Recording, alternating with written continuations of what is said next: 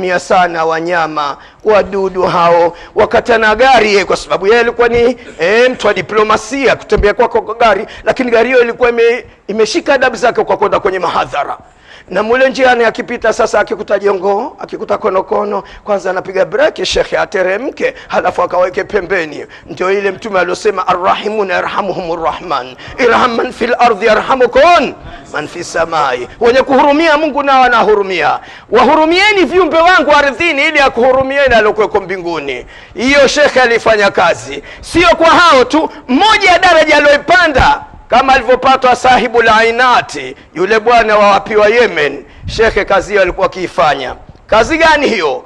Kazi ya kupita vyoo, akawa anasafisha misikiti. Wakati ule huko Zanzibar, kila msikiti leo anaenda kusafisha, wala anamalizia na tahajudi zake. Kesho hivyo anazunguka ile daira kusafisha misikiti. Sisi tukiingia msalani, ukisha kutoka umeshamwekea mwenzako manake aje kusafisha na ukienda choo kikukuta katika hivyo hakuingiliki. Hapana, sio wendo safisha alivyokuwa akifanya shekhe hivyo. Namkumbuka Khalifa Musa Isa anatuhadithia wakati wanaenda zao Kigamboni katika hadhara, wanafika pale kutoka temka tu ile nini pantoni pale pana kutua na vigae tele.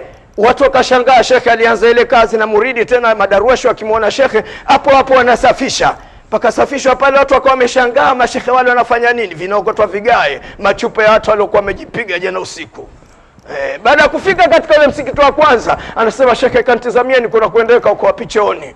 Kwenda kule kutizama kila chooni, subhanallah ya latif. Yani jinsi ya vitu vilivyopangika vile. Shekhe bora tukatafute msikiti mwingine, huu si sawa sawa. Basi pale pale ikabidi tena shekhe aseme kwa nini? Hebu nisubirini, kaa kitako hapo. Akaenda kumbe kuna mirundo rundo ile. Shekhe kwa kuwa maji yanatoka alifanya kazi, ashazoea kazi ile kusafisha. Pale deka, mbona shekhe jamani kachelewa? Kuna tuseme hakuendeki. Kwenda anamkuta choo cha mwisho anasafisha. Wamesikia huzuni sana na simanzi muridi. Ndio kazi moja ya shekhe alikuwa akifanya.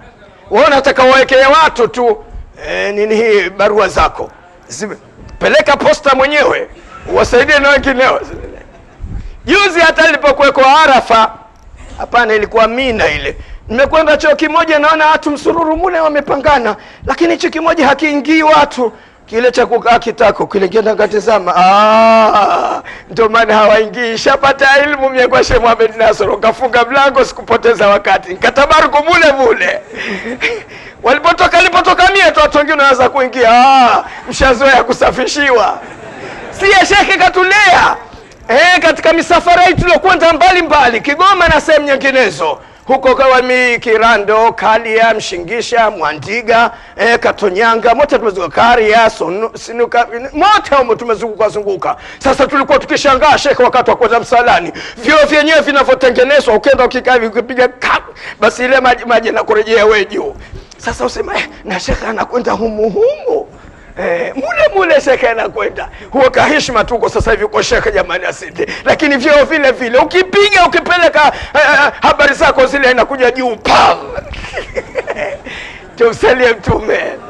Ndio maana Sheikh Muhyiddin Abdurrahman wa Kuwaiti alilia shekhe alipokuwa kazuiliwa Zanzibar asije huku. Alipokwenda katika nyumba ya Sheikh Abdallah bin Ahmad, kamkuta shekhe kiza chumbani ana kibatari. Mtu aliyokuwa diplomasia kashatembea kote nje huko mbali yuko nini, machozi alimtoka kwa sababu alikuwa akienda kiu cha Mungu. Sijui tumefahamiana.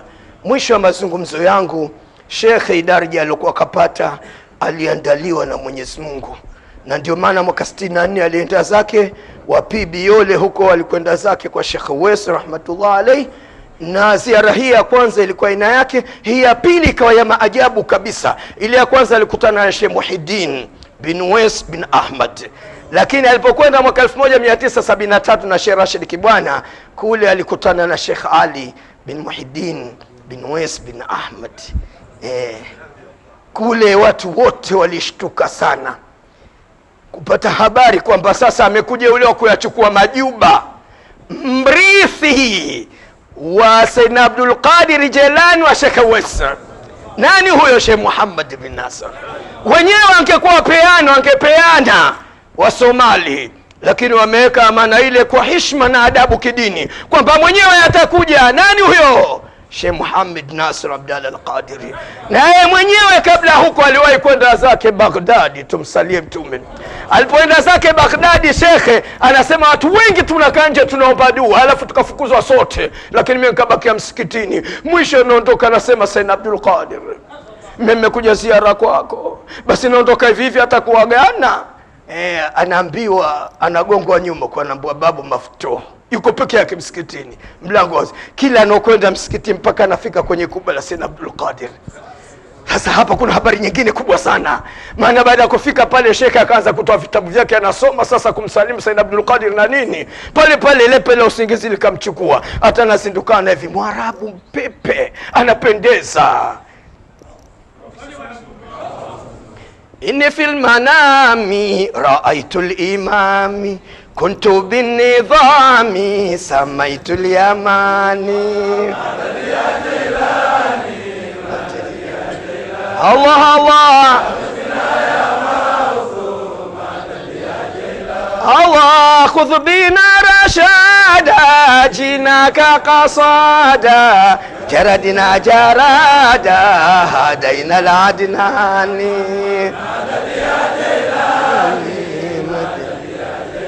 Allah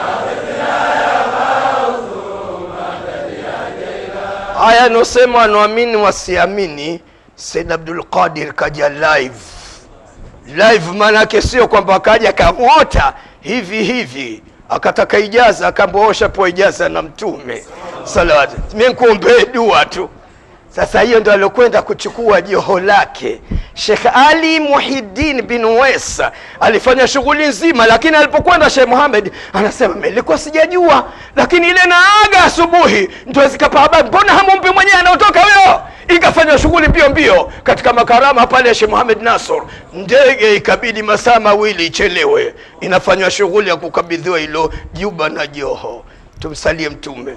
Kwa hiyo hii hali kwa mukhtasari wapendwa ya huyu bwana wetu tuliokuwa tumejumuika hapa, si kwa maana tumekuja wenyewe hivi, na khawasi, uwezo, upendo na ufalme wake subhanahu wa ta'ala. Ukitaka usitaki, hata ukikaa huko utajua unaona kuja tu, si kwa maana hii ni wali wa Mungu huyu bwana aliothibiti kabisa. Sijui tumefahamiana. Hata hiyo kwamba kaeka hapo akakaa humu ndani katika msikiti, alikuwa ni mtu wa msikiti akishughulikia msikiti kama hivyo tulivyokuwa tumesema, ndio kabalizia msikitini. Haya wewe usiandika karatasi tele, mimi nikifa msikiti nimejenga mie, basi paweko kama Sheikh Muhammad Nasr, ukifa tunaenda kutupa huko maporini, huna ibada yote uliokuwa umefanya. Mwisho Said Ahmad, natoa tangazo kwa taasisi yetu Al-Sunna Al-Jamaa pamoja na As-Safa, taasisi mbili hizi, kuhusu habari ya hija. Tuna sehemu mbalimbali, mikoa mbalimbali jamani. Kidogo mambo kule Saudi wamebadilisha, kuna baadhi ya gharama nyingi wameziongeza, watajijua wao wenyewe, lakini wanatuathiri sisi.